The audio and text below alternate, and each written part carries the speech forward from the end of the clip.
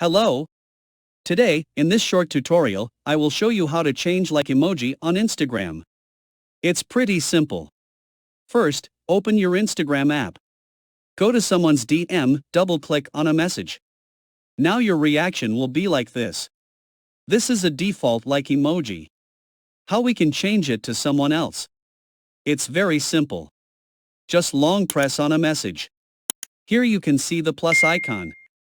Click on it. Click on the option Customize. From here you can choose an emoji that you want to be your default like emoji. Like I'm choosing here this one. You can see here that it's your double tap reaction. Now click on the right top side tick mark. Now let's see it works or not. Let's remove this reaction first. Now double click on a message. You can see here our like emoji has changed. Surely this video helped you a lot.